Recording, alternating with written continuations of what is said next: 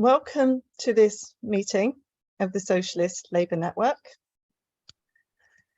We're in a position now, as you would have seen from the information set out in this meeting, where the government, Sunak, is struggling to stabilise the Tories, and at the same time the Labour Party is lurching ever to the right. We know that there is strike action across the country, and the RCN this week have voted that the nurses will hold their biggest ever strike so far. And in the meantime, as always happens, Sunak and Braverman are lashing out, blaming immigrants on all the problems that we have, and drawing attention away from our cost of living crisis and the cuts in the NHS that are to come. And at the same time, our Labour leaders are refusing to support migrants. Instead, apparently, lambasting the government for not being strict enough about keeping desperate people out of the UK. So we are at a crucial time, and we want to discuss this evening how we step up and how we can fight the Tory administration, how we might indeed take forward the fight for a genuine working class party or movement. So we have 4 speakers this evening who are going to address this question, and then we'll take contributions from the floor. We have a video from Ken Loach, who wasn't able to join us this evening but has done a talk for us that we can show this evening. We have Lindsay German, Gregory and Carel Buxton. So we'll start with Ken's video. We all know Ken, award-winning filmmaker and socialist, of course.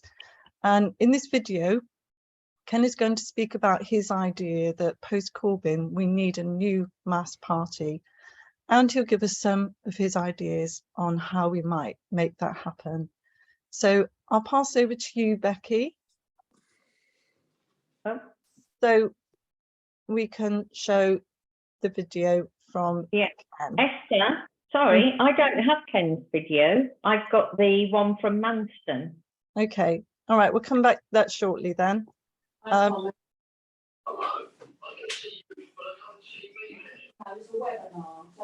We'll come back to Ken's video shortly. Lindsay, would you mind speaking to us next? So we have Lindsay, author, socialist activist and spokesperson for the People's Assembly against austerity, and Lindsay's going to summarise her views of the position of the government, where we are in the fight back, and we might hear some of Lindsay's views on what she thinks about the Labour left and how we might organise and unite. So over to you, please, Lindsay. Okay, well, thanks very much, Esther. The first thing I suppose I ought to just make clear is that although I do speak for the People's Assembly on a number of occasions, obviously in this discussion, I'm not speaking for the People's Assembly because there'll be lots of different views within the People's Assembly, just to make that absolutely clear. So I don't want to sort of misrepresent anything that I might say as being something that the PA feels, because it has people who are, covering a whole wide range of political spectrum. So anyway, so thanks very much for inviting me. I'm sorry I can't hear Ken's video first, because I know he always has very strong and forceful views, and he always puts them very forcefully. So I look forward to seeing that a bit later on.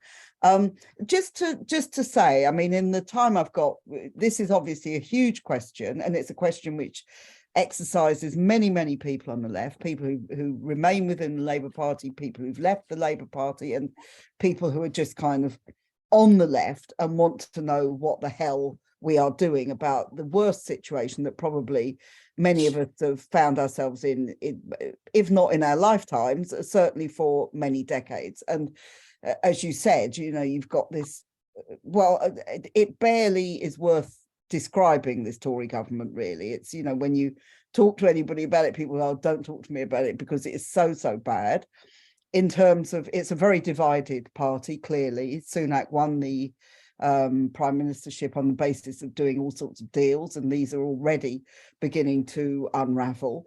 You've got an extremely unpleasant wing of the Tory party, not that there is a particularly pleasant wing of it, but if you're thinking about people like Suella Braverman, if you're thinking about Rees-Mogg and some of these are people who are deliberately scapegoating people in order to divert attention away from their own failings and their own problems. We're now officially in a recession. We've got a budget coming up next week, which we don't know the details of it, and they keep putting different things out.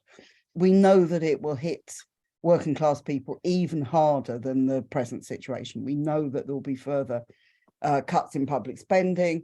We know that they will say there's not the money to pay public sector workers, many of whom are coming out on strike over the next month or two. And so we know this is going to be another vicious attack on working class people. We also know that there's a great deal of anger and resistance to this. If you look at the strike ballots and the strikes that have already been going on from the RMT and the CWU over the past few months, we've now also got the Royal College of Nursing, which was explicitly a non-striking union. That was, when people joined the RCN because it wasn't militant and wouldn't do this kind of thing, have voted in many areas to go on strike. I think in most areas, but of course they have to reach the 50% threshold, which is so difficult. My own union, the UCU, we, despite people saying we couldn't win an aggregated ballot of the whole of the universities, that's exactly what we did, because people feel that their workload and their pay has suffered so much in recent years. And the PCS this week, the civil servants, very large numbers of them are going to be going on strike. Teachers are balloting. I mean, I don't need to, I'm sure, repeat all this to the people on this call. So there's that going on, which is very important. There are also all sorts of other protests. We've had Just Stop Oil has been protesting on the M25 all this week, and we've also got many other campaigns. The People's Assembly organised a demonstration last week, which I think was a successful demonstration, which brought together all sorts of different people from different campaigns, people from different areas. I mean, obviously we had problems with the fact that it was a rail strike. We also had problems because the movement is divided, and Enough is Enough isn't supporting other campaigns, which I think is regrettable. But nonetheless, and the unions supported the demonstration but didn't actually mobilize large numbers of their members, is how I would describe it. But nonetheless, that is a very important thing, that people are feeling like this. And I think for many people, you look at kind of the response from the Labour Party and the Labour leadership, and we know, again, I don't think we need to devote too much time to the failings of Keir Starmer, which I'm sure people are fully aware of.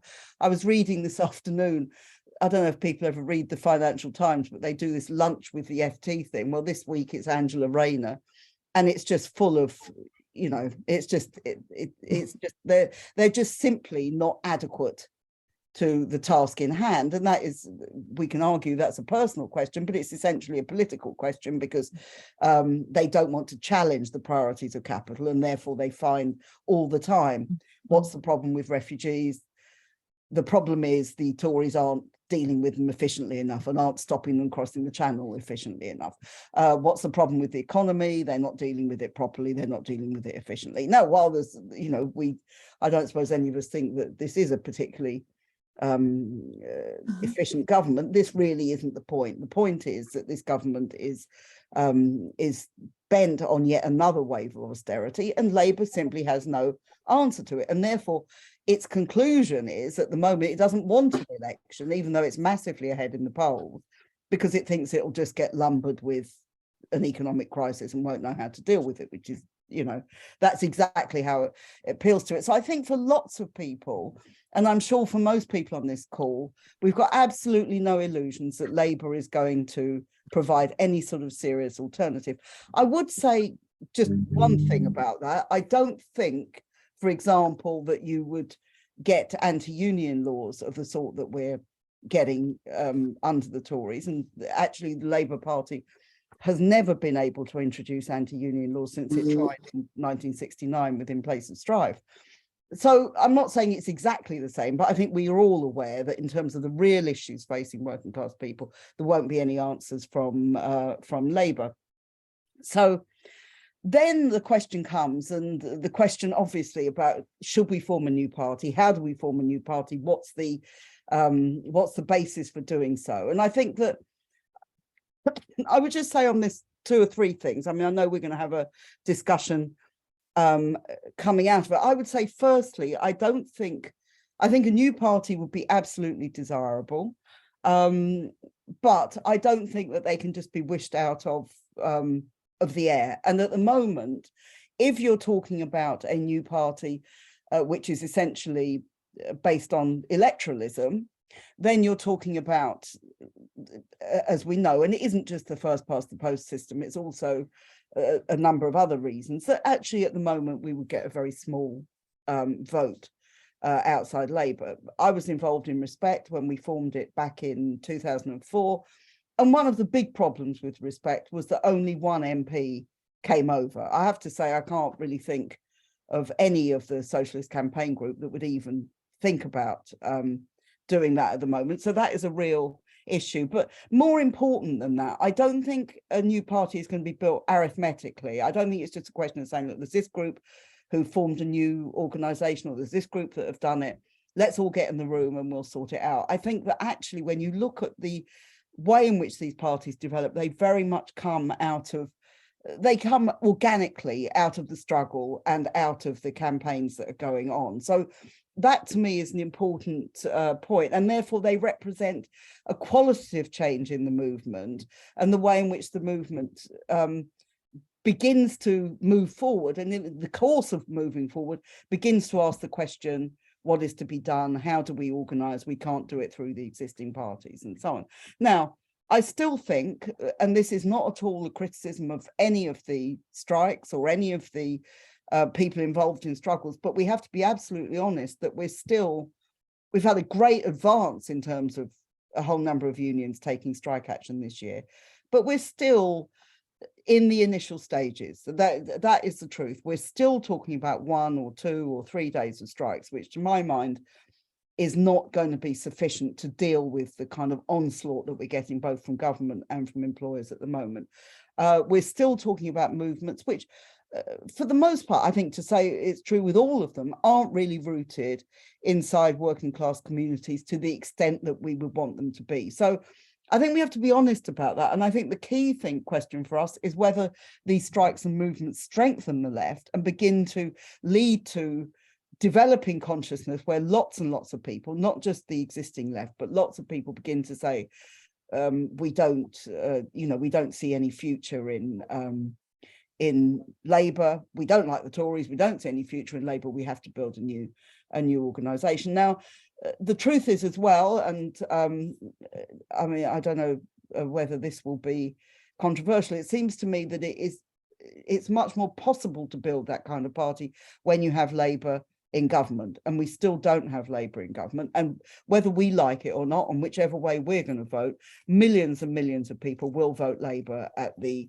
next election. And therefore, I think we have to think very much about the United Front method and how we work with people who are going to vote Labour, as well as talking about how we try to look at political alternatives. So those are my thoughts. I guess I've probably done my 10 minutes or so by now, but just final points that I'd like to make are these. I think any new party has got to come organically from the struggle. It's not easy, and it's something that we should talk about. It's absolutely right that people want to talk about these things, that we discuss how we think it's possible to do so, what sort of forces should be involved in it, just as people who formed the Labour Party more than 100 years ago talked in these kind of terms. Perhaps more controversially is, to me, the part of the problem that we have is, and this, you can look at this as something of an international phenomenon when you think of organizations like Syriza in Greece, I think you've got to think very carefully about, do we want it centred on Parliament? Of course, we want to get people elected, but does it then become a party which in itself then begins to not be based on worker struggles, not be based on those kind of things, and becomes much more part of the parliamentary landscape? And I think when you look at it like that, there are real problems in terms of what sort of party we want to develop. So these are all very big questions. We're suffering. I mean, we're suffering from, if you like, there's a bad hangover on the left following the defeat of Corbynism. And I think probably most of us here would be talking about how we try to rebuild confidence and combativity among working class organisation. But it seems to me those are some of the questions that we need to address. So thanks, Esther. I'll end it there. Thank you. Thank you very much, Lindsay. Some really interesting points there. And from the chat, I can see some comments that we might pick up in contributions from the floor later. There's some challenge about the United Front. I'd be interested in exploring that method a little bit further. And also a really interesting point about whether you want to centre a new workers' movement actually on Parliament, when Parliament is supposed to be the home of our democracy. And so very clearly is an institution that absolutely isn't. So some really interesting points there, Lindsay. We now are able to go over to Becky with Ken's contribution to our meeting. Is that all right, Becky? Okay. I'm sorry not to be with you this evening, but thanks for allowing me to say just a couple of words. Starmer's role has been clear from the beginning. He is to be the safe alternative for the established interests, an alternative to the Tories. Starmer's ruthless attack on the left, attempted destruction of it, again has been clear from day one. From his point of view, he had to do it. His aim, his presentation is not even to the electorate now. It is to the right-wing press, who will anoint him, as they did Blair, as someone they can trust. What is also clear is that the mass media, and led by the liberal press and the broadcasters, have removed the Corbyn project from immediate history. It doesn't exist. It's not part of the public discourse. And they're also keeping secret, or attempting to keep secret, the shameless attack on party democracy, the imposition of candidates, everything people here know all about. On the other hand, we need a political presence because the demand of the situation, both the climate crisis and the poverty and exploitation that people face, is urgent. We can't leave it for another decade. We can't leave it for another 5-6 years before we establish a political presence and fill that huge political vacuum. So how do we do it? My view is that a political party now, particularly led by the left groups, will fail as other left initiatives have failed, similar initiatives have failed. But a Labour independent movement might be an interim stage with a programme, say, based on the 2017 manifesto, but developed from that. And we all supported that, with reservations, of course, from time to time, but that brought us together. Let's use that as a basis and build a programme on that. It should be led by the trade unions. They're active at the moment, they're successful, they have public opinion behind them, largely. And they are the strength of the Labour movement. The strength to withdraw your Labour is by far the most serious weapon we have in the struggle for justice. If they don't do that, then we need an alternative. One quick thought is that the major campaigns, whether on housing, on the National Health Service, on poverty, on transport, on human rights. Put them all together and you have a beginning of their demands are the beginning of a programme, and match very closely the 2017 manifesto. That's the origin of an independent labour movement, supported by as many trade unions as would come forward. Then we have a set of demands. It would be hard for the mass media to ignore this. Then we have a set of demands, and then it is clear that these demands are both popular, resonate with the public and our members, and are not represented. Then we have a crisis of political representation. Then we can move to a party. But we need to build that movement first. And if one could join as members or as affiliates, we could be the biggest political party movement in the country, mirroring Jeremy Corbyn's 600,000 members. That couldn't be ignored. So it's a process that proceeds in stages, not by declaring a party immediately. And there have to be big battalions at those during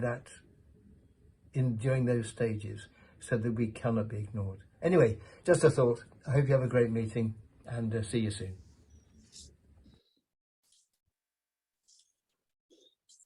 Thank you to Ken. So some clear pointers there from Ken. A movement based on the 2017 manifesto, led by trade unions, pulling in the various campaigns we see now. We can go back to Lindsay later to see whether that reflects her view of United Front, and with a clear set of demands. We're going to go over now to Candy. And Candy's experience is very relevant to the points that we've made about scapegoating migrants. So Candy's an independent councillor on Thanet District Council, a member of Thanet Left and the local committee of Save Our NHS, the one in Kent. Candy's also a nurse who came out of retirement to help out in the COVID vaccination centre locally. And Thanet Left, that Candy's a member of, organised a demo last Wednesday at the Manston Processing Centre and supported the demo on Sunday the 6th again at Manston. So over to you, Candy. It's lovely to see you. Well, thanks everybody, nice to be here. Yeah, so I'll give you a bit of background of life in Thanet, and obviously I hope you've all heard of what's going on in Manston, because quite a lot is happening in Manston, and I believe it's to do with what happened the Sunday before the Thanet Left demo, where some evidence was gathered. But a bit of context. In Thanet, we're served by 2 MPs. They're both Tory. South Thanet's MP is Craig McKinley, and Craig McKinley is a founder member of UKIP. So he was ideal here because Thanet is so very right-wing, a high deprivation area. So he'll be re-elected because he appeals to the electoral base in Thanet. Roger Gale in the north, well, he's quite surprised me over the Manston debacle, because he's shown an element of compassion, but I think that comes from because he vehemently hates Boris Johnson and this current cabinet, and he described this current cabinet as the UKIP wing of the Tory party. So that's a little bit, so his idea of conservatism doesn't quite match the current incumbents. And he also described the Manston situation as a breach of humane conditions. I don't want you thinking that I support Roger Gale because he's Tory, but you know, that did just shock me a little bit, that he was so he showed that side. So anyways, as far as Keir Starmer's concerned, I don't believe we've heard anything. And obviously, as you know, he only wanted a white workforce in the NHS. He just said that recently. He doesn't want immigrants to come here and be healthcare professionals. So Manston are our protest, we had support from Jeremy Corbyn. He sent a message. He had a problem. He couldn't get down on Sunday. And obviously it was very short notice on Wednesday. And we had support from Diane Abbott as well, but she didn't come. But we hope one day that they will come, because there'll be more more protests there. There's groups are coming together now. So the first protest, the one where those I'm sure you've all seen the pictures of the children, you know, the children behind the fences that were ushered away by the security guards. And they're the ones, what are they called? SOAS, Detainee Support, SDS. They're the ones that got that footage for us. And they did the first protest with just half a dozen people that we didn't know about the first Sunday. Then we did ours on the Wednesday. And that was, we expected about 50 people at 7 o'clock at night, and we had over 200, I believe. And again, in that dreadful rain last Sunday, there was more than 200. We had phenomenal press coverage as well. We had international press all the way from Norway and beyond. So it was a real issue that people around the world are horrified at what's happening to these people behind that fence at Manston. There's also, from my point of view, it's a real haven for disease in there, because we know publicly that there's cases of diphtheria. We know that there's coronavirus, we know there's norovirus, and we know there's scabies. I also learned at work, and I won't publicly say this, but there are also diseases from third world countries that you don't expect, really serious ones going around. There is a vaccination program going on, but it's only just started. I don't know even if it has started yet. But so there were 4,000 people. That's what highlighted the issue at Manston, in a place designed for no more than 1,600. I think they're down to 1,200 now, but how they're being monitored is, or where they're being sent to, and the follow-up for their vaccinations is very difficult, because we don't have records of them here. I don't know if you know, but when they come, they're given a number in a wristband rather than they're not known by name, which is another unpleasantry there. So in Manston, I've just said we're a very right-wing area, and the terrorist attack at Dover closed the Dover barracks, and we had 700 people, which really took the numbers down. We know that people are sleeping in tents. You know, they haven't even got walls, solid walls, and this is coming into winter. Children and families are sleeping on floors. The conditions are very unsanitary. So what should happen is refugees should have their applications processed fast, not in months or years. They should have it done first, so that they can integrate into society, which is what they want to do. We've got a huge workforce problem in the NHS, and we need those people. You know, we need them to be part of society. What else is there? Yeah, but there's a concern also about the workers who work at Manston and probably other detainee centres. These people were drafted in to work there with an unknown or very quick turnover in their level of training. There's when they're faced with thousands of people illegally held in dire, overcrowded, unsanitary conditions, you would expect tempers are frayed and frustrations, they just explode on those who are seen as captors. So it's a pressure cooker situation staffed by prison officers, despite no crimes being committed, and security guards whose level of training we just don't know. A firm called Mitie, M-I-T-I-E, have responsibility for this site, and they're a private company, of course, and they make lots of money by detaining people in these processing centres. So what else do we need to know? Well, they've had various inspections. HM Chief Inspector of Prisons has been in, and our local Isle of Thanet News, they've done quite a comprehensive report of the findings there. And the first report, well, there was one in July which said everything was fine, you know, it's okay. But then with the SDS pictures of the kids and the insanitary conditions, they revisited, and on November the 1st, so it's a couple of weeks ago, HM Chief Inspector of Prisons went again. And what did they find? Well, they found that people were still sleeping on the floor. They had detainees with disabilities and trafficking victims. They weren't being designated as for any safeguarding issues.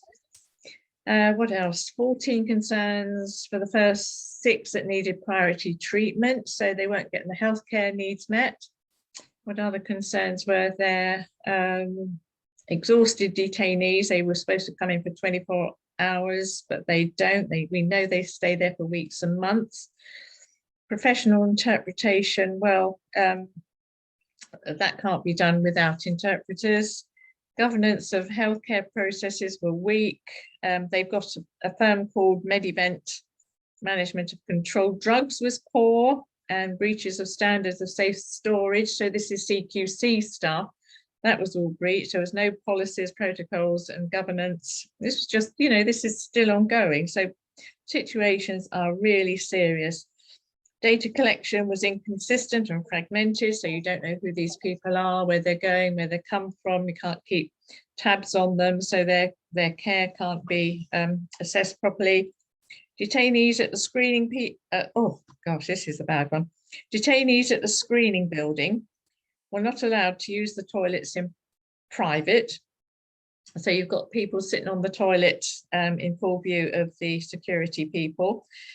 Detainees don't have adequate access to phones. They weren't offered mobile phones as requested, and they were refused with no explanation. Detainees were getting little information about where they were going after Manston. The report said there's more than 40 children there, unaccompanied children, they're supposed to be assessed. So what else was there? What this inspector found that they were not allowed to go into fresh air despite lengthy stays, and hence the diseases that accumulated there. We know that some of the migrants or some of the refugees have been in our local hospital as well. There was a lack of training of staff in these marquees. Adult males were crowded into a single facility, exhausted detainees sleeping on floor mats between rows of chairs. We said about the fresh air. Let me have a look. So yeah, it's a pretty grim picture, and there was also criticism that these people were not going or being processed quickly enough. Well, we know that they're supposed to be 24, 48 hours detained, but this is going on for weeks and months. There's handcuffs being used. Oh, I don't know what that one says, and so I don't know who that is. So I'm just reading my notes from the papers from the inspector. So a considerable minority were bailed to a temporary hotel accommodation without screening. So you've got disease spreading potentially. One whistleblower said staff were untrained, who were untrained, were having to step into more senior roles because the senior people weren't there. So it's totally mismanagement. And obviously IT are getting a lovely pay packet for this. Lots about the health situation, diphtheria, scabies, MRSA, norovirus. But I heard today that it was something even more serious there. So these people's rights have been totally eroded. And of course, you've got the hostility from the locals as well, who are manufacturing situations. So there was a report of I think it's 1 or 2 people who had gone into Manston Village and were knocking on doors. these people were assumed to be from Manston, but word got around on the local social media that, and of course it just stokes it. It's a real shambles, and people won't listen. You know, they're UKIP minded, and that's what they want to hear. This fear thing that's coming out. So basic psychology says if you keep a population in its place, then you have to have an outgroup, and poverty reduces that, doesn't it? So the current outgroup is the people that are held in Manston. So yeah, but they're saying, or the locals are saying, that we are housing prisoners or criminals at Manston, which isn't true because we just don't know that. So what do we want to do next? Well, we're getting together with all the local groups. So we've got Care for Calais, campaign for, what are they called? The Anti-Racist Network, Kent Anti-Racist Network, Detention Forum, Women for Refuge, Channel Rescue. So we all had a meeting, and we just wanted to push this, that the Home Office needs to get its act together. You've got Suella, who we all know is Cruella in disguise. She's a very unpleasant person, with Robert Jenrick. So hopefully we will keep up the protests, and please come and join us. You know, we'll be posting them on social media, taking it in turns with the to get that message out that these people are welcome here and they want to integrate, and we just need the Home Office to act. And I think that's all I've got to say on the matter. So we just, you know, please join us at our next protest. Thank you very much, Candy. Many important points about the scapegoating of migrants, and the really important point about the fact that we really value the input we've had from migrant workers in the NHS, and continue to need them. And Christine's made point in the chat about that. And also the Socialist Health Association is doing a piece of work about migrant labour and the NHS, and the fact that we have exploited labour from across the world when we haven't trained enough people here. And we've got many thanks to pass to these workers that have kept our NHS afloat. Carel Buxton. So Carel is on the Socialist Labour Network steering group. Carel's also a part of Newham Socialist Labour. I think most of us know the story about what happened to the Labour Party in Newham, and also part of Newham Enough is Enough. So Carel's going to speak for the SLN steering group this evening on the issues around taking over Labour or not, working with Labour, within Labour or not, and how we see a credible process for a new movement taking shape, including drawing on the experience in Newham. So over to you, please, Carel. Thank you. Well, thank you, and good evening, everyone. If you don't know what happened in Newham's two Labour parties, then if you watch part 3 of the Labour files, you will have a pretty good picture of how a dossier, 100+ page dossier, was written about us, including me and many of my comrades. And it is a pretty scary thing to watch, but I would advise you to watch it, share it, make sure people know about the Labour files. It's really important. So I live in West Ham, and was a member of the Labour Party. I joined when I was 16, left under Blair, you know, the usual story, rejoined again, attracted by Corbyn.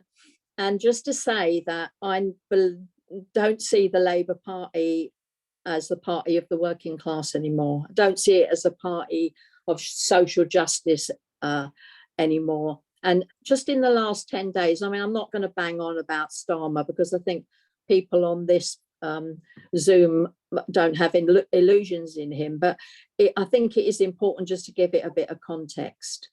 In the past 10 days, he has repeated that he has rejected public ownership.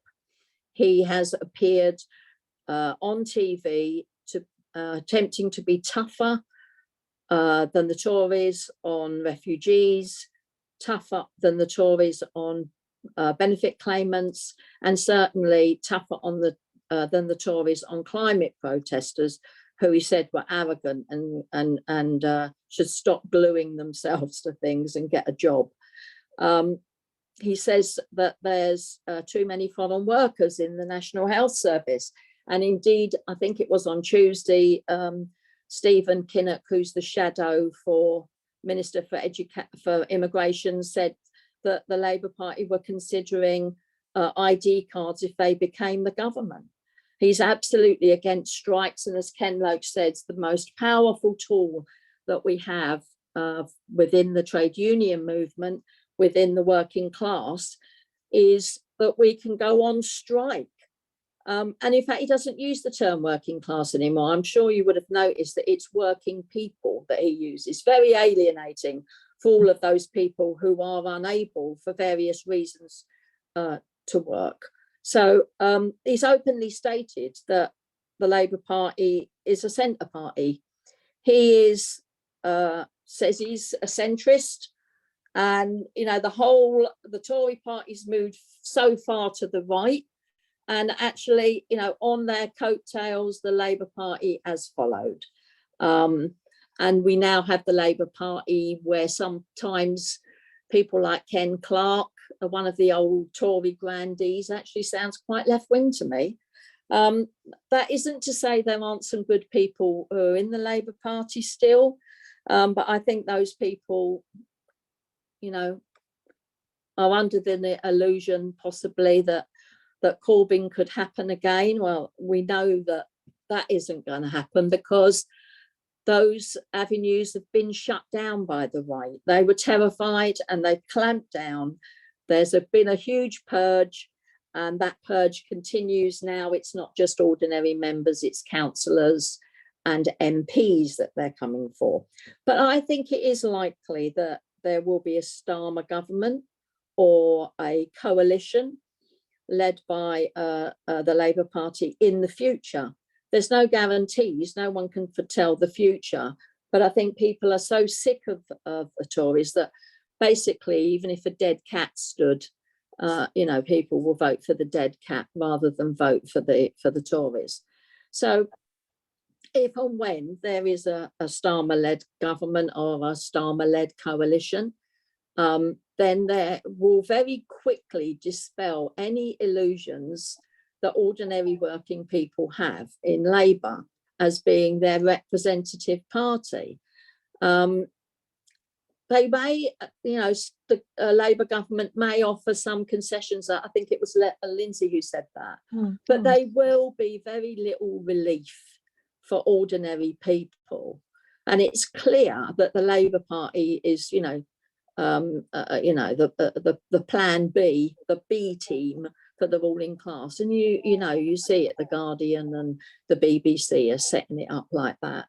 So there is a real need for our class and our movement to have a political voice. I think it's felt by people and it's expressed. It's expressed, you know, in the hatred people have Keir Starmer as the plank or the Starmeroid or whatever. He's useless. You know, that's a sort of a common view, I think, commonly held view.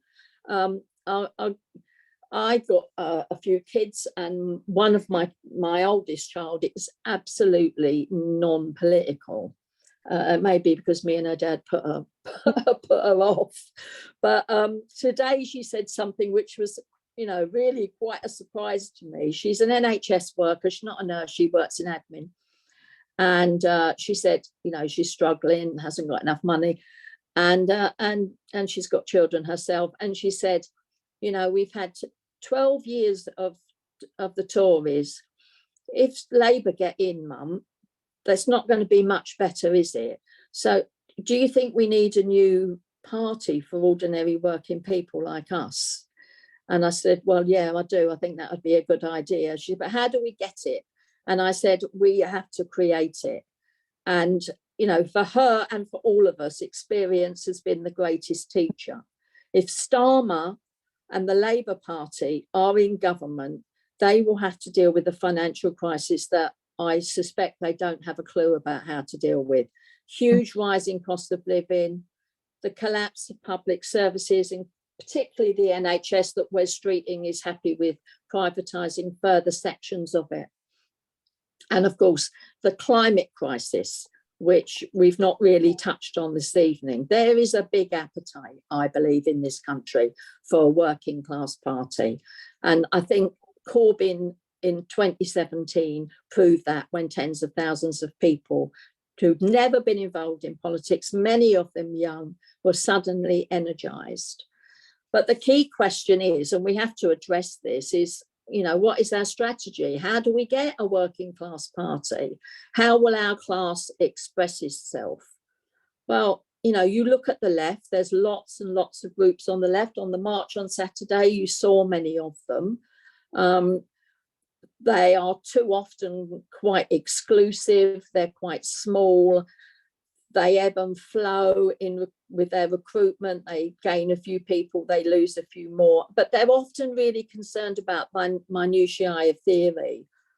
I really believe, and I think in Newham, we have tried very hard to show this as a way forward, that we believe in a movement built from the bottom up.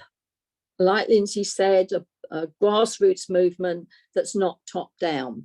So we set up Newham Socialist Labour. I think some people here will have heard me talk about it before, so I'm not going to go into a lot of detail. But it basically has involved really a lot of hard work of embedding ourselves in a community, in our community, in community organising. And we do loads of stuff, solidarity work that some people might find a bit unpalatable.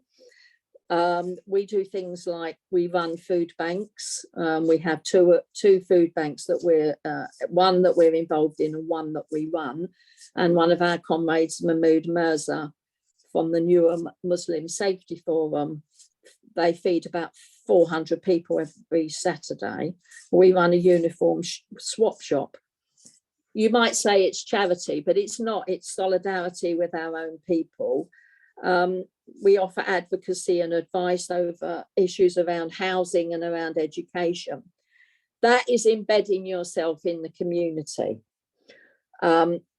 We are rooting ourselves with our own people, but we also do loads of political work. So we're trade unionists. We're involved in disputes. We've been involved in very successfully fighting academisation within the borough, intervening and supporting refuse workers who are on strike and other strikes. We've also been successful in stopping evictions, and we work effectively with the Trades Council. Now, all of those things are about building a base, building a base that's not just about elections. We've built alliances with lots of different groups, and we've based it on seeking solutions to the problems that ordinary people have got. And we have got an Enough is Enough campaign, and we've got people signed up to that. On its own, I really don't think that it's enough. I think that we have to stand in elections, and it's on what basis that you do it. So in May, we had local government elections, and we stood a variety of candidates. We didn't win any seats, but that's not the point.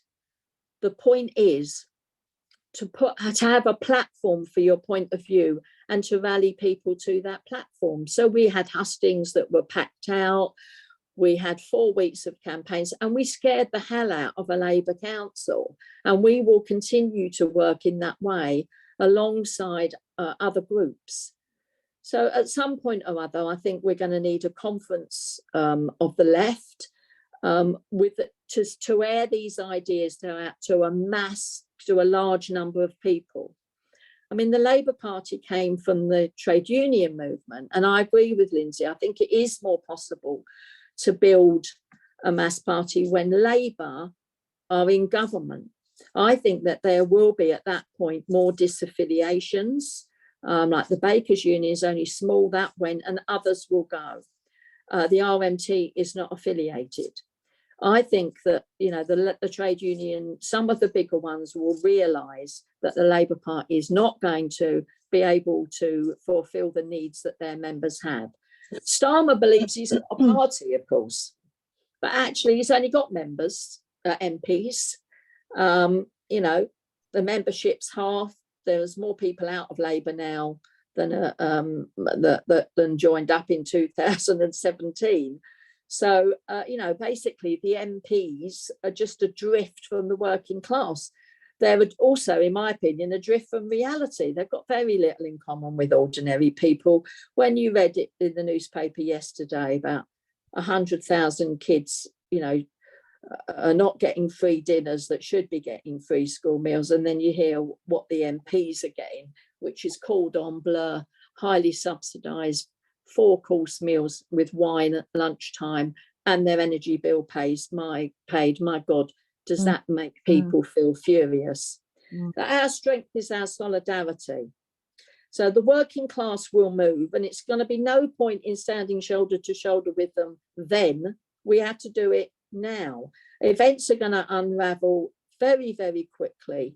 And I think the way forward is to build now and challenge when Labour come to power in a way that really makes the Labour Party, it's irrelevant. It'll be irrelevant, and a new party, it will be built, you know, with us or without us, but we should be there fighting with our people. And that's enough for me. I think it's time for other people to have a say. Thank you, comrade. It's always great to hear what's happening in Newham. We've seen quite a degree of consistency between the contributions that we've heard this evening from the independent movement described by Ken, the United Front that Lindsay's talked about, and we've got some discussion in the chat about that. I'd like to pick up at some stage in the discussion when we go back to the panel the idea that we can only build a united front while Labour is in power, or have a better chance to do it, given that actually the Labour Party appears to be destroying the whole concept of working class. I'm talking about workers rather than working class. So I'd like to come back to that at some stage. So we will now open the floor to all of the people who are at the meeting. And if you want to make a contribution, if you can make it in 2 minutes, please. Sorry, 3 minutes, please. And we'll take 3 contributions at a time and then invite panel members to feedback on your contribution, have some discussion about those. So will you raise your hand, please, if you'd like to make a contribution to this discussion? Thank you.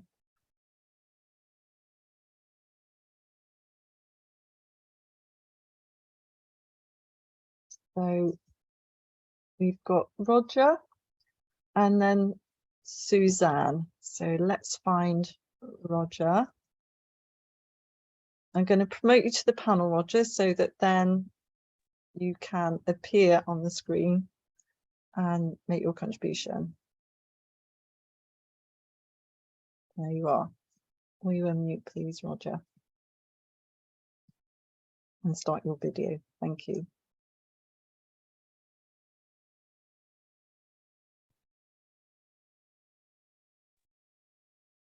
Right. Can you hear me, comrades? Yeah, we can hear you.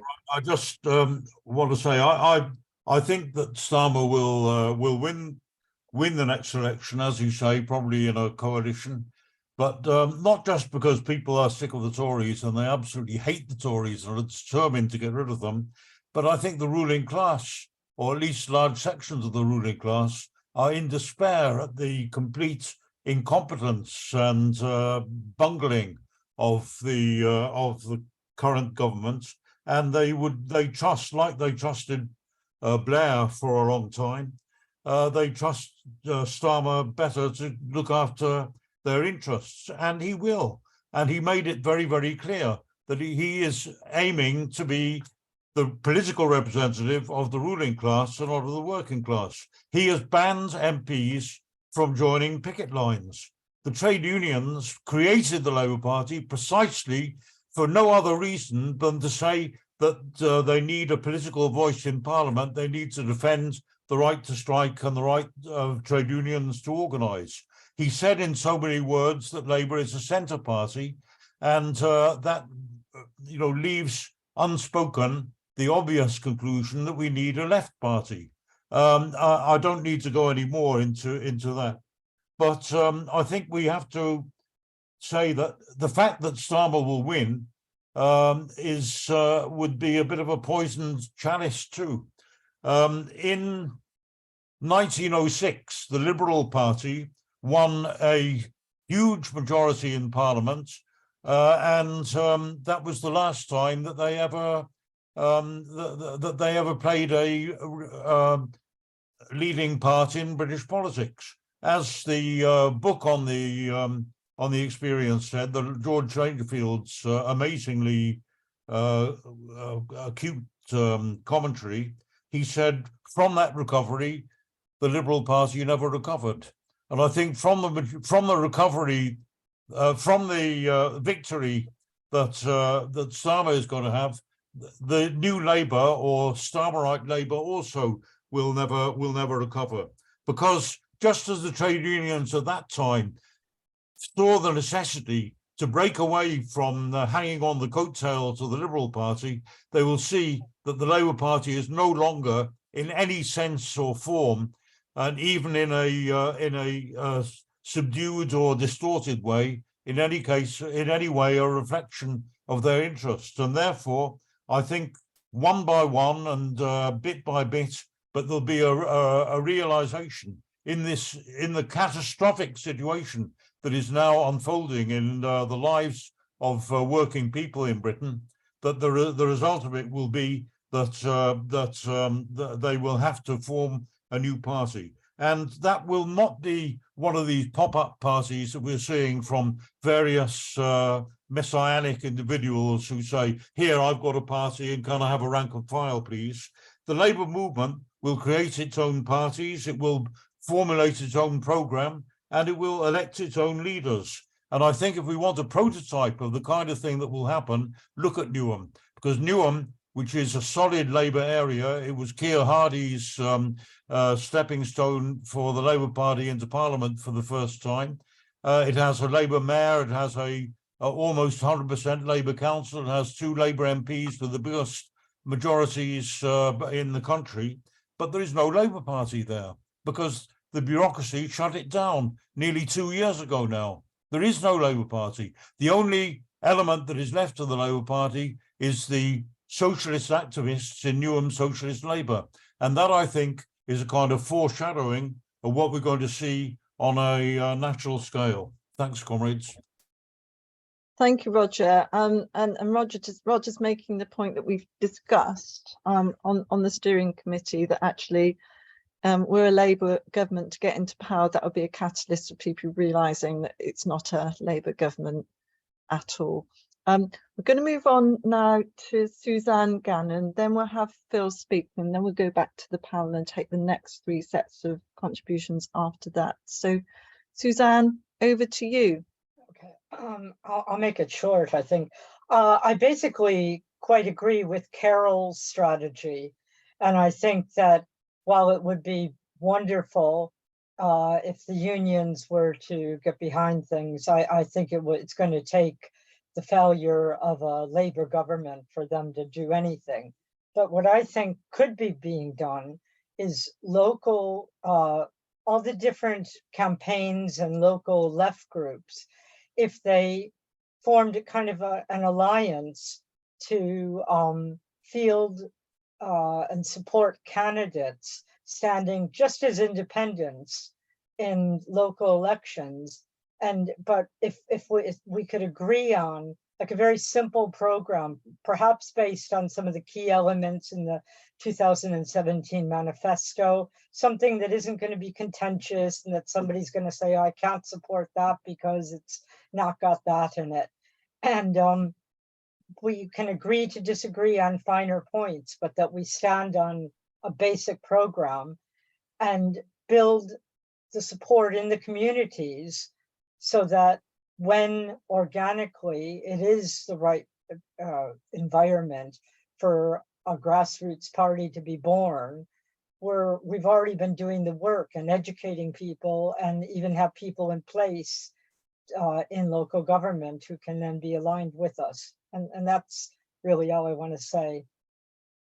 So, thank you. Thank you very much, Suzanne. So a platform upon which the left can unite, and I think there's an issue about when a movement becomes a party as well. So we'll go over to Phil now. Hello, Phil. Hello, good evening, comrades. Phil Spearman, Liverpool Socialist Party, Trade Union and Socialist Coalition. One thing that has been mentioned tonight is the fact that there is already an embryonic party, the Tusk. Now, I know we've been discussing about a possibility of a new party, and yes, fine, if there's a broad left alliance that can be formed in the future, fine, but it's not happening anytime soon.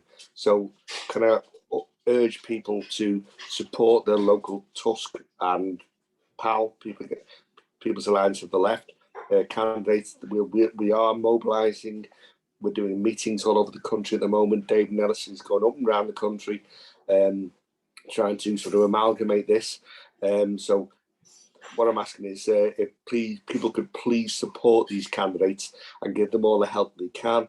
Yes, it's embryonic, but it's we did support Corbyn for 2 elections, and we stood Tusk down. It was mothballed, and now we're back because, let's be honest, Starmer offers no hope to anybody whatsoever who's vaguely on the left. Starmer's a right-wing Tory establishment plans, and he's there to actually destroy Labour completely, bankrupt it if he can. He doesn't care. It's that party's dead. It's dead to all of us. So we need to move on. So if you could please give us your support, that would be great. Thank you. I'll mute now. Thank you, Phil.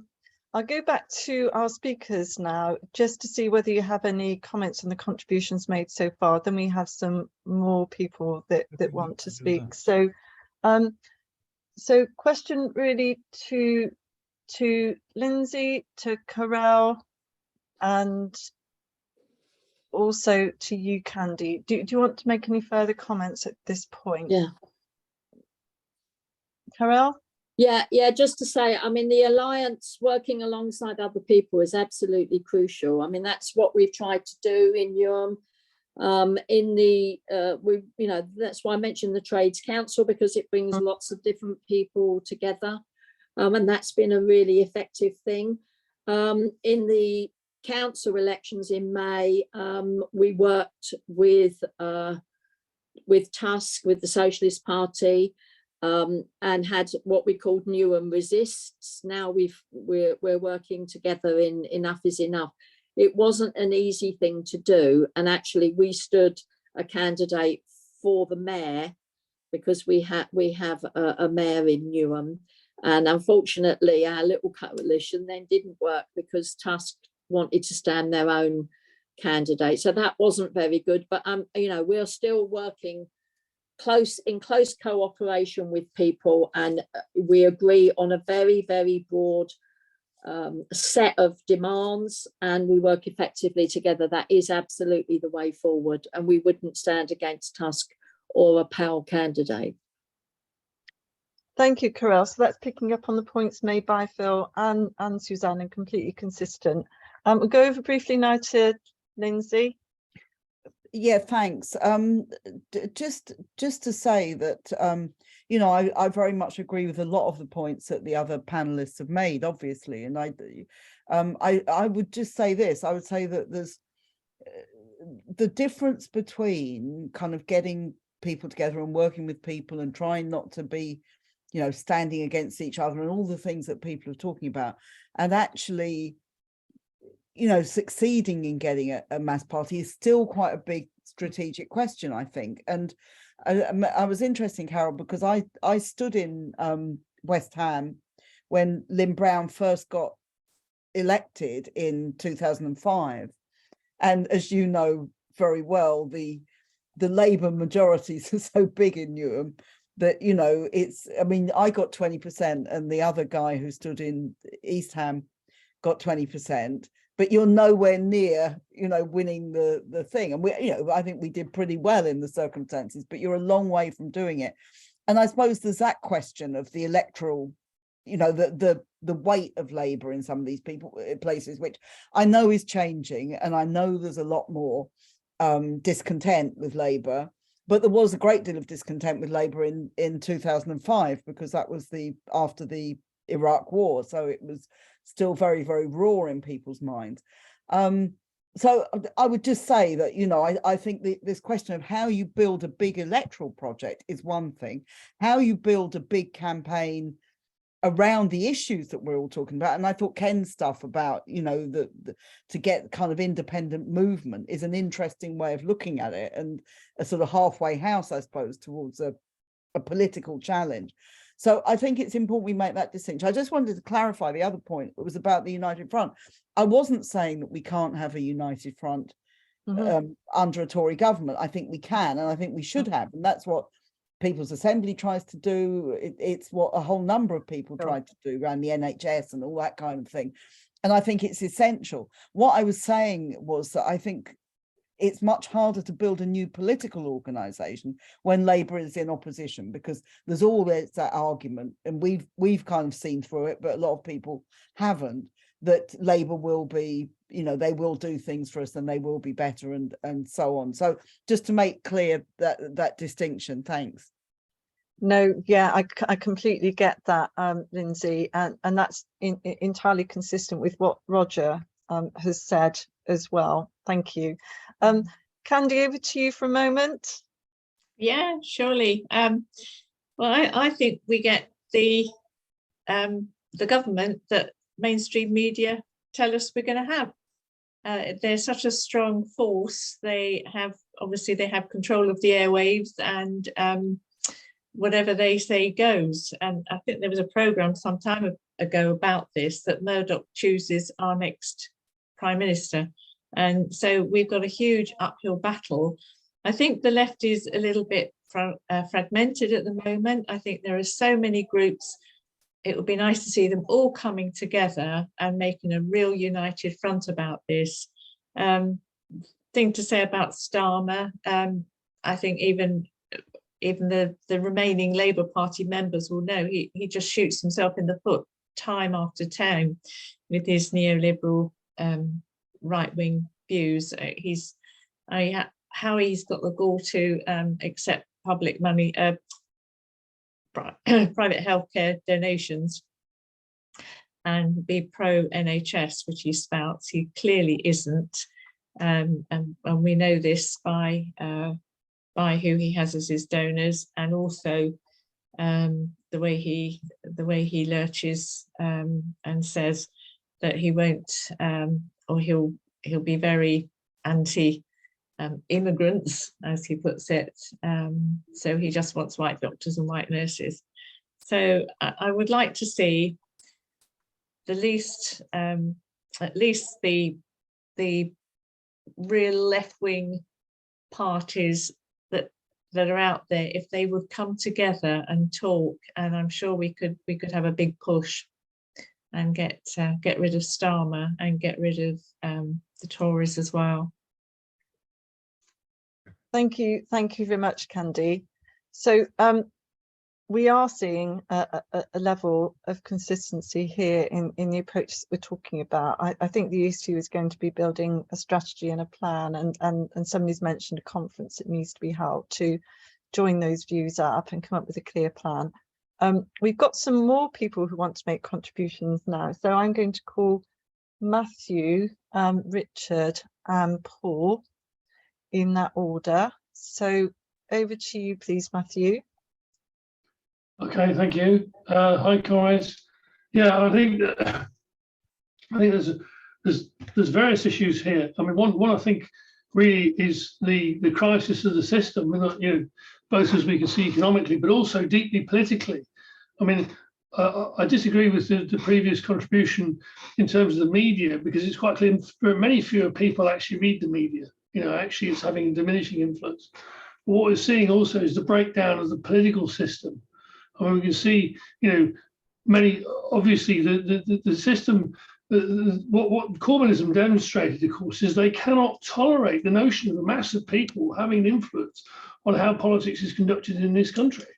And therefore, one of the principal points of Starmer's project was to make sure he could drive out as many people out of the Labour Party as possible, because they could not tolerate it, and to remove. I mean, the reason for employing David Evans in the first place as General Secretary, actually, of his notion of removing all forms of democracy from within the party. And what we're getting, of course, is basically a resort of all the politicians. I mean, not merely to neoliberalism as a common,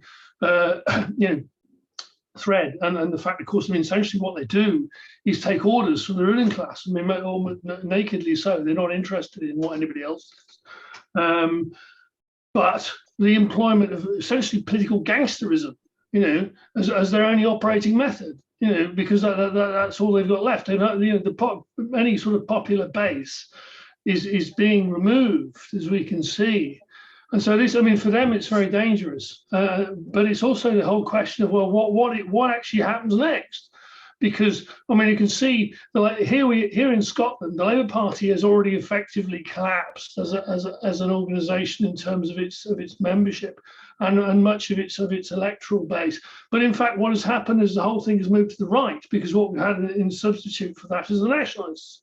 And the Nationalists, of course, are neoliberals as well. So we've just had announced, the great leader of the future, John Swinney, has just announced 1.2 billion quid's worth of cuts, in advance, actually, of Hunt. So he's attacking all of the public sector in Scotland, even in advance of the Tory party. So we can see where this goes, and the question is really then becomes posed. Well, okay, what can the left do?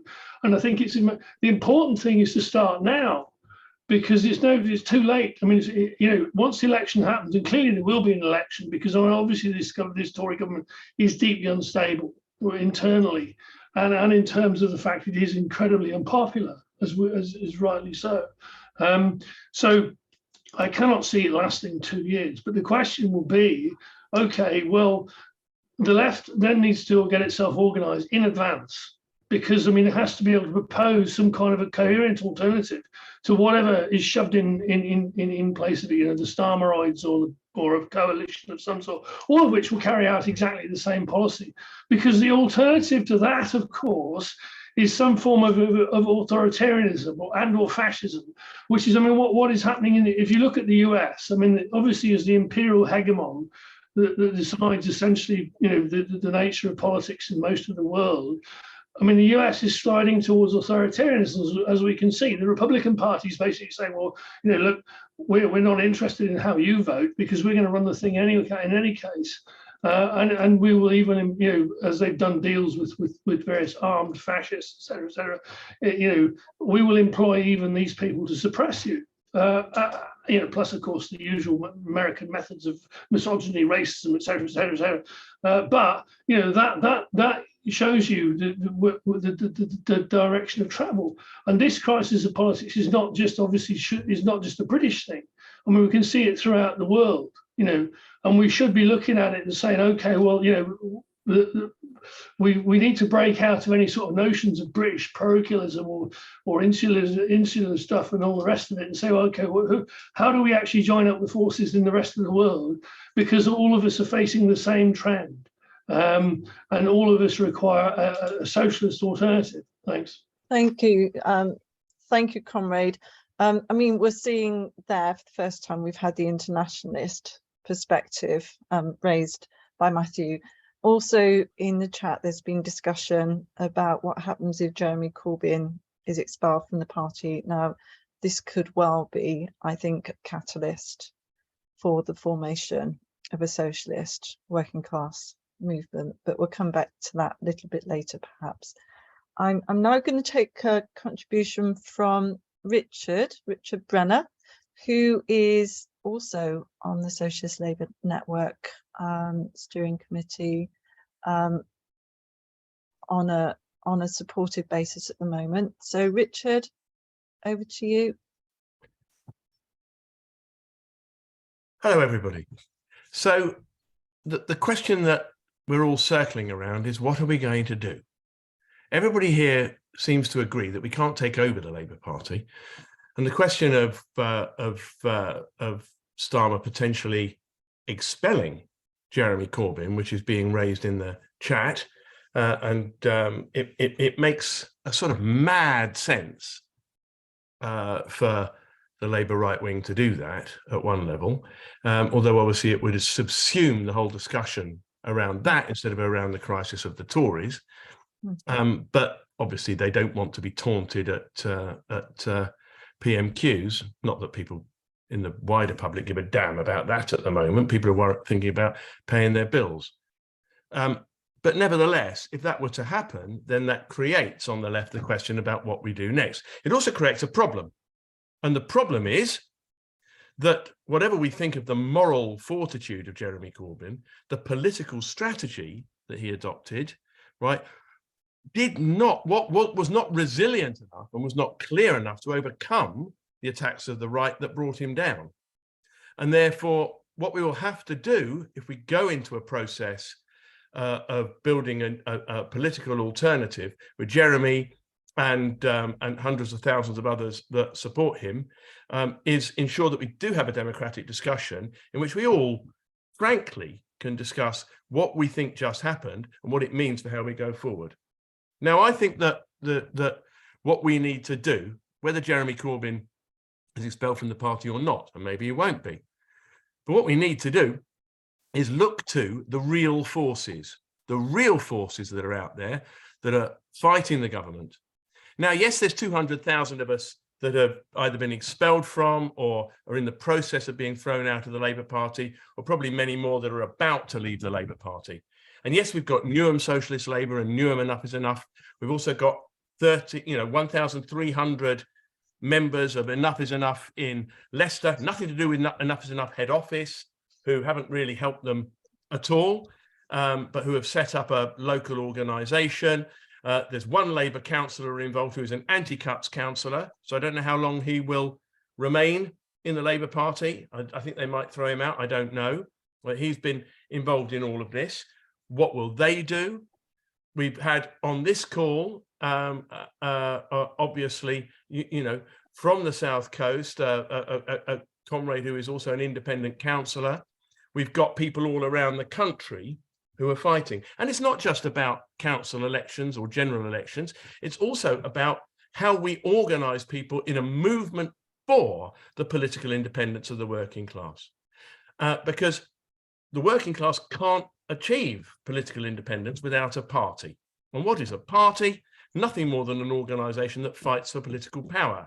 And whether you believe that the British ruling class, renowned for such cruelty in Africa and Egypt and India, will allow us to take power through a peaceful election, and we'll just go, yeah, okay, all right, yeah, you won an election, fine, here's all our money. Or if you think, as I do, that there might be a bit more to it than that, and that therefore we need to have very, very strong forces mobilised outside of Parliament, nevertheless, the conclusion is surely the same, that in every town and city across the country, we need the people that are in favour of a new party to come together, the organisations that are in favour of a new party to come together. Those of us that are in favour of a new party need to be identifying organisations that, they're not in favour of a new party, but they're in struggle against the government and they know that Starmer's no good, and trying to persuade them of this. There's a job of agitation, which means making a simple idea popular to a large number of people, new party. There's a job of organisation, bringing the people together that are in favour of this in some kind of credible process in which we can discuss all of these things. And there's a process as well of answering in detail all of the rather involved arguments that will be deployed to try and tell us how we'll never be able to do it and it can never happen, which we know isn't true. Because if it was true, there would never have been a mass socialist party in Germany that was built by Marx and Engels and others. There would never have been a Labour Party in the first place. There would never have been a Russian socialist party. And my God, did they make an impact on world history. So we know it can be done, and we need to set about doing it. That means, it seems to me, that somebody needs to issue an appeal for a discussion across the whole of the working class movement and the left of all those that are in favour of it or are considering it to talk. And actually, the Socialist Labour Network has decided to do just that. So either over the weekend or by Monday, depending on how quickly the damn internet replicates our web address, our appeal for the formation of a new working class party will be published. It is not, and I insist, it really is not the declaration of a party by the Socialist Labour Network, because that is absolutely not what we intend. It is an invitation for people to indicate that they are in favour of this as a general project, and to talk to us about how we can co-design a credible process that can advance that. Yes, there are electoral things involved. Obviously, if we end up with a large organisation in Leicester with people outside the Labour Party and people expelled from the Labour Party, and more than 1,000 people from across the whole trade union movement, then there are options there. In Newham, clearly there are electoral options, but also there are there's a lot of opportunity to be able to organise people that are engaged in industrial struggle, campaigning around the environment, campaigning around housing, to actually talk about what we think such a party would look like, what we think it should stand for, how we think it should organise, and to do that together. And that, I think, is the most realistic approach that we can take, but also the one that's most likely to have results. Thank you, comrades. So I hope that you will all look out for that appeal that will be circulating as widely as we can, and please respond. I'm going to take contributions from Paul and Tony before we go back to our speakers this evening. So Paul, would you like to speak, please? Can you hear me? Yes, we can hear you. Thank you. Hi. I was interested in the point about whether a new party should actually be revolved around Parliament, because any new party that is formed, and some people might find it quite boring, but any new party that is formed will have to deal with the boring question of the constitutional issue, because ultimately, even if you have a new party that gets into House of Commons, win an election, you have to remember that MPs are ultimately loyal to the Crown and the King, now the King, obviously. So that will have to be dealt with. For me, in terms of the MAC party, I think Newham Socialist Labour, possibly in collaboration with Tanit Left, sounds to me like a good sort of starting point, especially with Newham Socialist Labour, because it seems to be rooted in the community, as it were. Sorry, I was just reading a private message.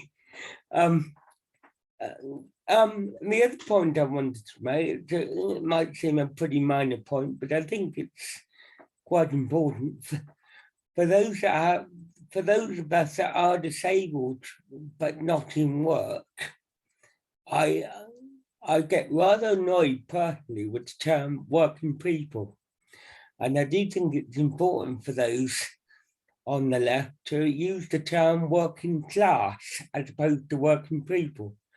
Yes, there are disabled people in work, of course, but there are those of us that aren't. But of course, we're still part of the class, because anyone that doesn't own capital, but either has to work or rely on state for assistance, is still part of the working class. There was another point, but I can't remember. Anyway, I'll stop there. Thanks. Thank you, Paul. Over to you, Tony, now, please.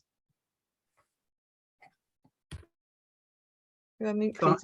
Can you hear me? Yeah, we can hear you. Okay, thanks, comrades. I'll try and keep this brief. I think we all agree on the need for a new working class socialist party. I mean, I haven't heard any disagreements, but The question is how we get there. And that is a difficult question for a whole number of reasons.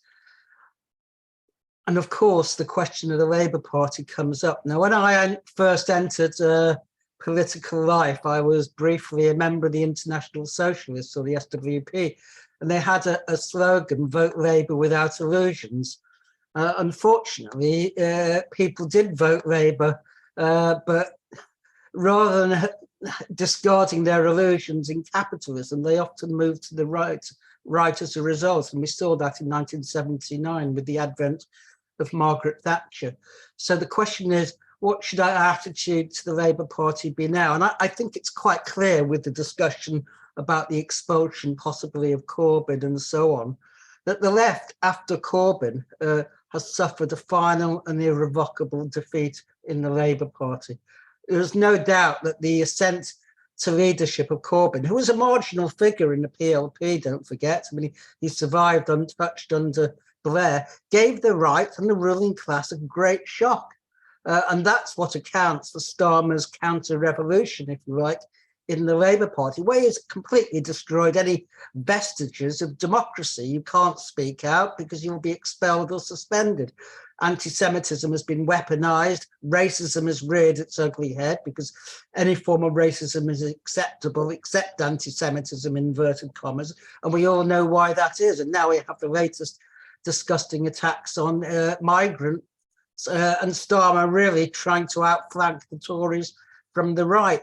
So, I mean, the question is how we create a genuine working class socialist party, bearing in mind, I mean, that we face certain handicaps, if you like.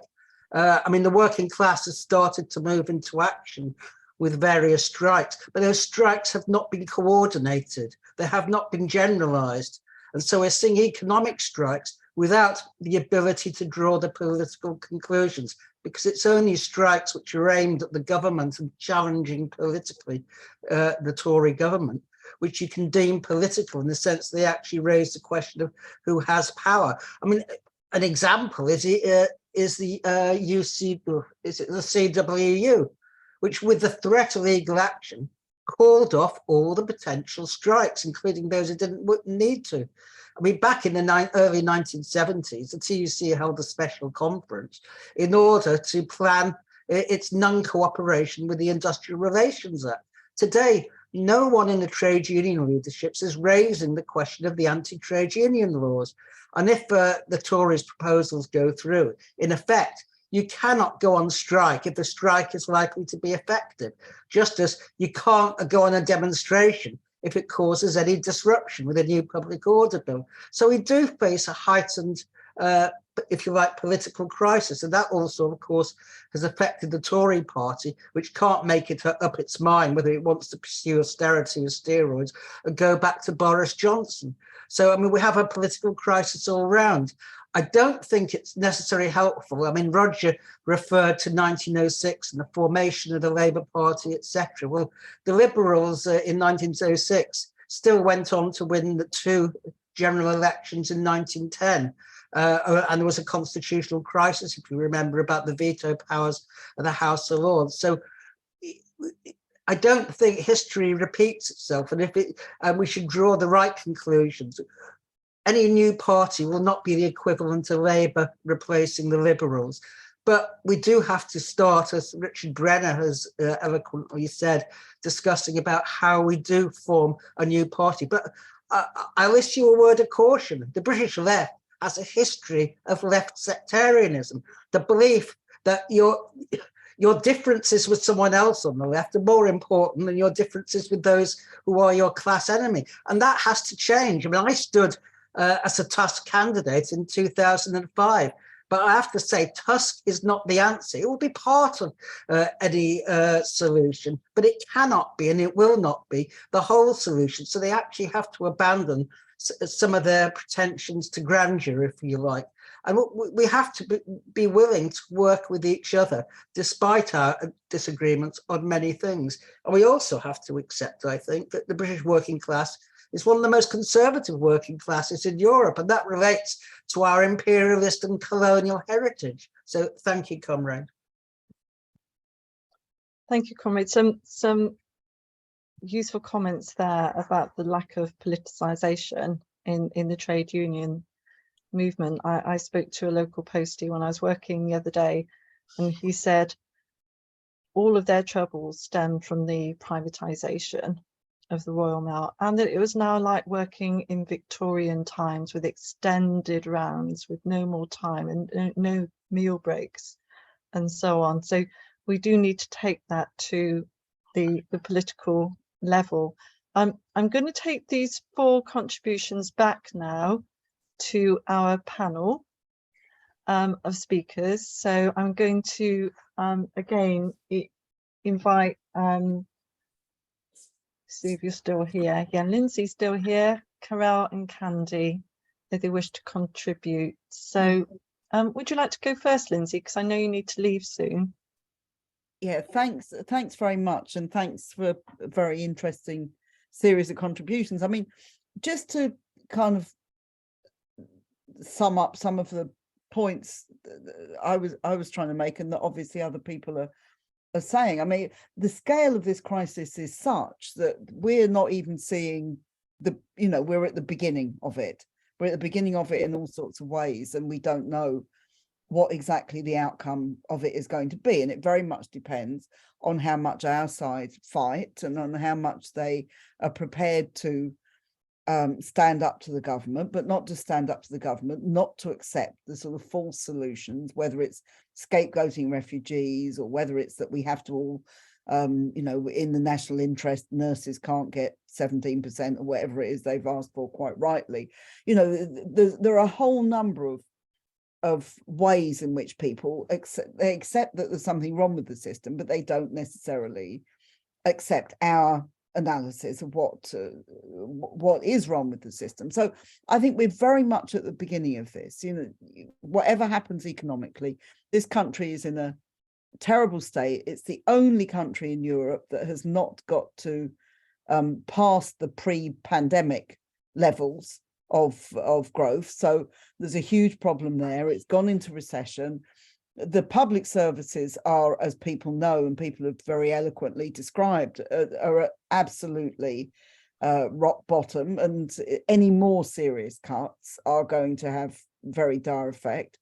And there's a very political agenda here. For example, they're going to raise defence spending much, much higher, and that is being that's being prepared by the whole idea that you can't that you can't stop people sending arms to Ukraine and so on. So this will be a political challenge and so on. There's a whole number of things that we're looking at, and we're talking about a left which is, as I said earlier, there is a kind of hangover for the left because Corbynism was so big and so exciting for many people and failed so badly when it did fail, not for reasons of, we all know the reasons. I mean, I'm not trying to say it was the fault of people here or anybody else, but we know the way in which it failed. Now, how do we deal with this?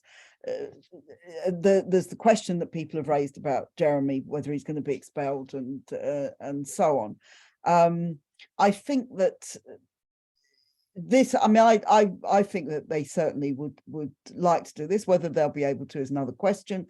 And then the question of what Jeremy will do, which is one of the big questions that lots of people have been asking for the last couple of years and haven't really got an answer to this. So I don't think that is going to solve our problems on its own, if people see what I mean. I think the strikes are extremely important, but they are still limited. It's true that the CW have put in notice of the 2 days of strikes around Black Friday, but they're in negotiations and therefore they might not happen. And the danger is that you've got the RMT. Will the RMT settle? Will the CWU settle? Will all these groups settle? And then there isn't the coordinated work or the political strikes that are really necessary. So I think these are all big questions.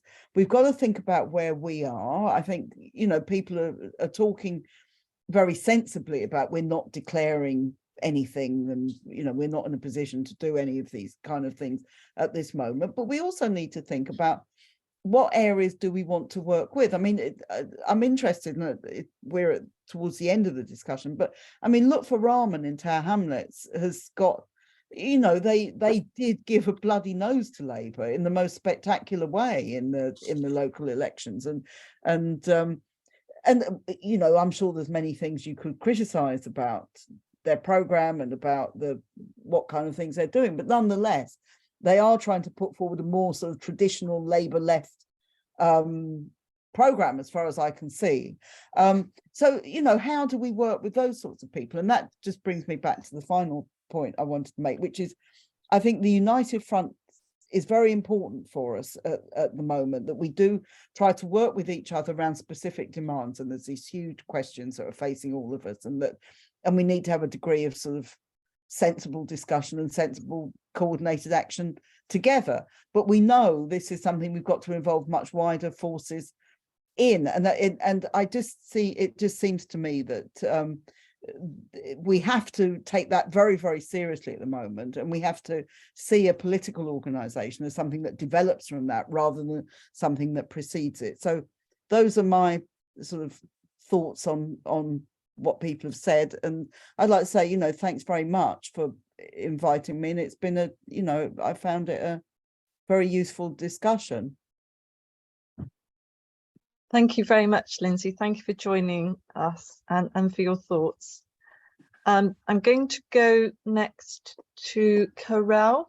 Carel, do you want to respond? Yeah, thank you. I'll pick up a few points. The question that was in the chat about Jeremy Corbyn, if he's expelled. I mean, I think it would absolutely be very stupid of Starmer to expel Jeremy Corbyn, because straight away, you know, he will become a catalyst and people will rush to him.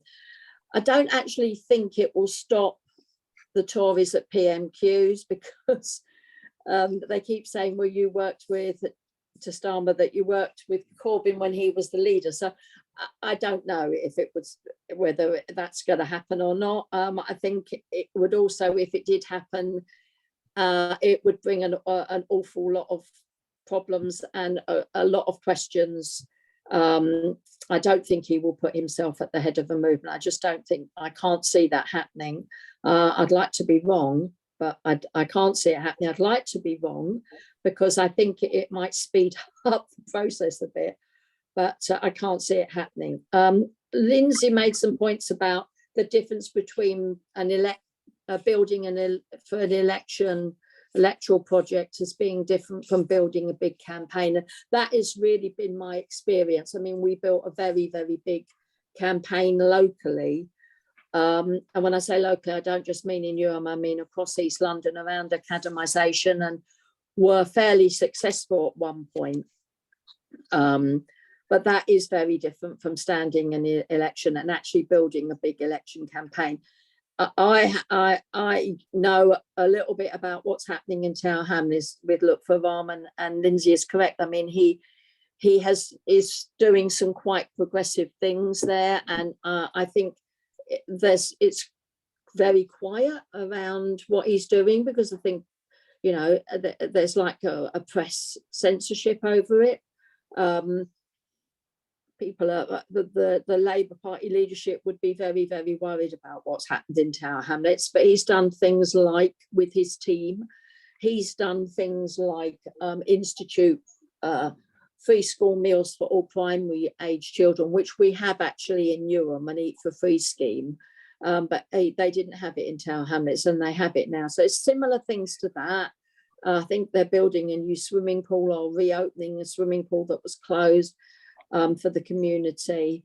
But you know, certainly we've made some overtures to Look for Rahman, and I think it's likely that Afsana Begum, the MP there, will be deselected, and I think overtures are being made there to Look for Rahman's party. So that's an interesting development. And I know I voted, Lindsay, for you in 2005, but I think that what's different now is that the economic conditions for people are so different in 2022, 23 than than what it was like in 2005. And it's those objective conditions that we have to bear in mind, and how fast people will move as a result of that or not, as the case may be. So it is really our responsibility as socialists to build alliances in our community. We have to build those grassroots alliances. The Labour's, really playing the race card. The Tories are playing it too. So they're saying, Sunak's a Hindu, and Hindus have a natural home in the Tory party. And I mean, it's very concerning. That, alongside the Islamophobia that people locally, my comrades and others have suffered here, make it it feels a very difficult time. It is our responsibility to build in our community. It's true, we can't just form a party, but all of us can do something locally. The election, electoral representation is important, but on its own, it's not enough. It's not really anything on its own. It's got to come from that solid base. And that solid base have got to make demands of their representatives. And that's about extending democracy, which I think is most probably another huge discussion. That's all I've got to say on it. Thank you, Carel. That's probably a completely new and different discussion about extending democracy.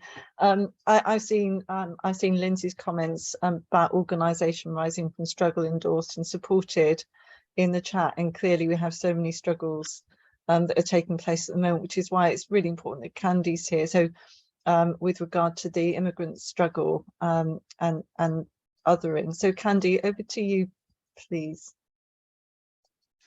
Well, I think Thanet hasn't got a hope of anything. We are so UKIP in this area. We had the world's only UKIP run council, and what's happened now is those who are left, who were UKIP, are now in the Tory party. It's so right wing, it's unbelievable. I feel jealous of people like Carel, who's got some sort of socialism where she lives. That's brilliant. And that leaves us down here really politically homeless. We've got, what have we got? I mean, I don't know how bad it will have to be for the public to want political change anywhere. They can see our NHS struggling. They can see services really just out of their reach, and things aren't good. They're looking for something, but we can't offer it. The left is really fragmented. The right down here, the far right and the right, are really strong.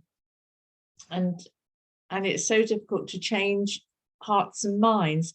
The only thing we've got, which everybody uses occasionally as our secret weapon, is the NHS and what they're doing locally to our services. So to have a nice coordinated left coming out of something would be fantastic. And obviously we'd support it nationally. But as far as Thanet is concerned, and the racism that goes on here, it's on another scale. Who else has got a UKIP council or had a UKIP council? And so, that's why I think the Greens, they have come up with some good policies, but are they still as neo-lib as they were? The Lib Dems, they're just nowhere really, are they? So politically homeless, need a home, and I hope something comes of it from the left. Thank you. It's such a shame that you can't be politically represented in Thanet, but thank you for all the work that you're doing, and your recognition too that the NHS is such an important part of this struggle. So we've got less than 10 minutes left, and we have got 3 more people that wish to contribute. So we've got Mike Higgins, I think, Steve Freeman and Ian Donovan. So if you can make your contributions, if you still wish to make them, as brief as you can manage, that would be great. Over to you, Mike. Thanks very much. I will do that, yes. The first thing I just want to say very quickly is that I want to thank Paul for the comments he made around disabled people It's not what I want to contribute on, but I'm really pleased that he made them. So thanks, Paul, for doing that. My comments really revolve around two questions. One is a rhetorical one, I guess, which is how is it that Keir Starmer and the right bureaucracy have been able so comparatively easily, despite protests, to be able to expel or remove so many people from the Labour Party? And the other one is, and this is not rhetorical really, is how do we avoid a drift towards syndicalism, i.e. trade unions being the solution without political parties amongst the trade union movement? And I'll very quickly talk about those two things, if I may. So the first one is, why is it that so many people have been, if you like, expunged from the Labour Party? And I think the problem there is that we had a predominantly, and forgive me, but this is my view, a predominantly petty bourgeois group who were really well motivated, predominantly young people, perhaps with no real background, a lot of them in political activity, who were very keen to see a change in society, but didn't have roots in the main, not all of them, but didn't have roots in the main in the Labour Party and in the trade union movement. They were brand new to activism, which is great. But the problem with that was then they were missteered, if you like, by the bureaucracy within momentum. So that kind of potential was wasted, and Jeremy allowed that to happen. And that's why I agree with some of the comments that have been made already about, unfortunately, and talking to people in Jeremy's CLP, I think this is true. We're not going to see Jeremy providing any kind of leadership. If he's expelled, he'll go away quietly, unfortunately. I don't think he will. He's not yet said he's going to run against an imposed candidate if one's put up, and I don't think he will either. So the easy way out for Starmer, I think, would just be to let it all run and impose a candidate. But I think he might. I disagree with those who said he doesn't. He might well not be expelled. I think he might actually expel Corbyn, because that would be yet another signal to the left about how victorious he's been. Because at the moment, we haven't really been able, I don't think, to push him back on anything. So that's the first question.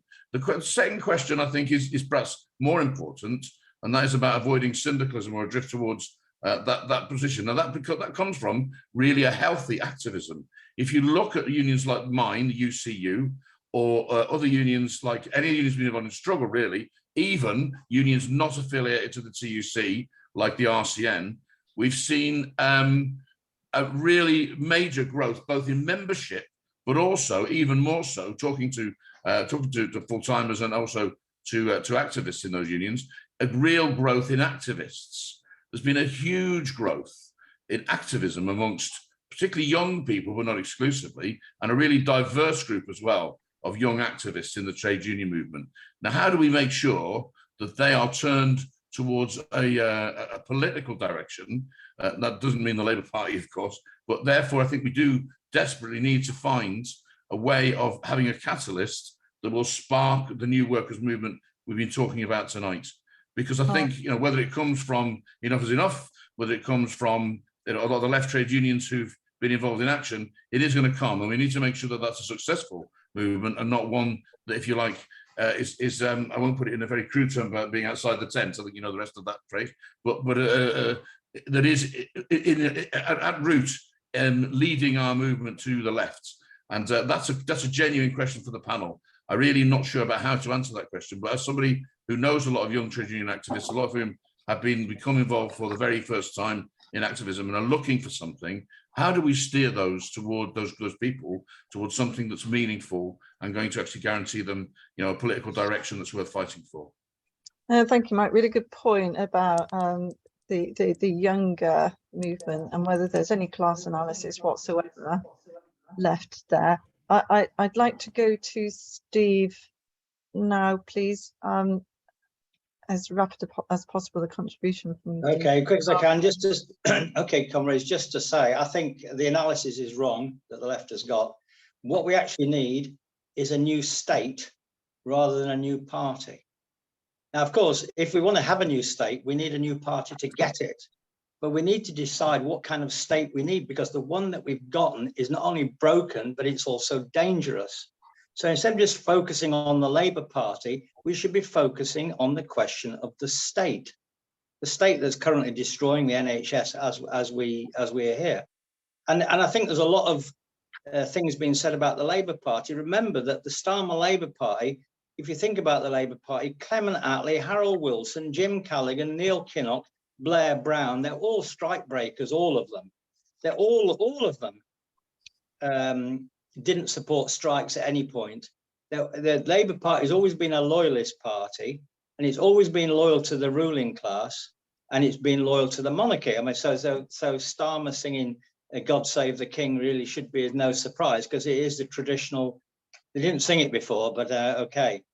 So what is different about the present? What is different since 2008? Our state has been in a place of complete degeneration. We've been going downhill, and Brexit is one manifestation of that. And the Corbyn movement is another manifestation of it. Because Corbyn, what's different about Corbyn? Corbyn is the first post-war leader of the Labour Party who actually supported the abolition of the monarchy and who actually supported strikes. Okay. Now, so the problem we've got is that the 2017, 2019 manifestos were not about really changing our state or our democracy. So I'll end on this point just to keep it brief. The central question is the program that we need to stand on. Without a program, no new program, we got no new party. And simply going on about the 2017, 2019 manifesto, because it was popular, is not going to be the way forward if you don't understand that the crisis in the state and the failure of our state is deep, that it presents us with real dangers, the danger of fascism that's been alluded to before, or a democratic alternative to where we're going. And people have mentioned the question of democracy in the course of all that. So I think we have to decide the program. Program comes first, and if we get that right, then the party will grow. If we don't, then we'll be going round in a circle with a set of policies that are outdated. 2017, 2019 programs of the Labour Party are finished because the state upon which it depends is in a serious and deep crisis, one which we have never seen anything like before. Finish that. Thank you, Steve. I agree about programme. I think probably principles then programme. We're going to go over to Ian for 1 minute now, if you can, Ian. Yeah, just very briefly. I mean, I'm coming on the end of this. I think it's. I think first of all, I'd like to welcome the call for a conference of all groups and individuals who want to create a new working class party. I think that's absolutely essential. And I think there are many different groups on the left who've got something to contribute. There's the resistance movement. There's the unification that's hopefully going to go ahead with the Socialist Labour Party of Scargill. There are other fragments around. There's been nothing around that can unify the various different fragments. I think that's something that we really need. We could play a role in that. I think that's something which should be supported. I think we the comrades from Tusk made some valid points, but we need to have something that can draw in. There is a huge layer of people who, and I think it's not just a one-sided expression of the Corbyn movement, because the Labour Party itself has been exposed by what's happened. There is a layer of several 100,000, maybe even million or so people who are so alienated from the Labour Party and from what it's become that some initiative needs to bring them together and create a party. And I think the potential is there. I think that wherever you go and you argue this stuff about how you should vote Labour, which is a traditional line on the left, it produces a counter reaction these days on a mass level, and I think that's very important. That's a different situation to the situation there was in the early 2000s, even when we tried to create parties like Respect, Socialist Alliance. So I'm very hopeful. I think this situation is pretty catastrophic, as people are saying, but that brings its own opposition, or it should do, and we should be part of that. Thank you, comrades. Thank you, comrade, and thank you for that spot of optimism. I know we've only got 1 minute left, but we just have one more person who wanted to speak, so I think I'll provide them with the opportunity to do that before we all go home and enjoy our weekend if we can. So Halima, do you want to make your comments, please? Halima Hassan. Hi, thank you. Everyone covered it, especially speak what I wanted to say. I just wanted to remind the Shadow Health Secretary, Louis Stratton, all the horrible things he said about the disabled people, even though he's the health minister. I think we need to call him out, and he can't get away with abusing and calling him horrible negative names, even though, he's the shadow minister for the NHS. I just wanted to add that on. And he's a Labour, and someone who's a Labour who claimed to be left cannot get away with such a horrible, offensive words like that, especially on disabled and vulnerable people, calling them cranks. And we need to call him out. Thank you. Thank you for those comments, Halima. We'll take that back to the steering committee if that's all right with you. Sure. Thank you. So thank you. It's time to go now, comrades. I'm just going to go back very quickly to Carel and to Candy to see if they want to make any closing comments with regard to those final contributions. Well, can I just say it'll be lovely when the nurses go on strike if you could all join the picket lines. Yeah, we'll be there with you, and I can see your NHS lanyard, definitely. Yeah, sorry, I didn't finish work till, but anyway, thank you. See you all on the picket lines. Yeah, thank you. Carel. Yeah, well, thank you. So I think it's been a really, really stimulating evening. And thank you, everybody. I've learned loads of stuff and got loads of ideas. I'm looking forward to the conference.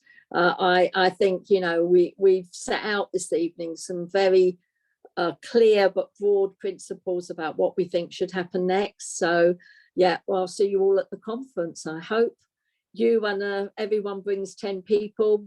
It'll be great. Thank you. So look out for the appeal, look out for the conference. So a movement, a party, a set of principles and a programme, and we'll see you there, comrades. Enjoy your weekend.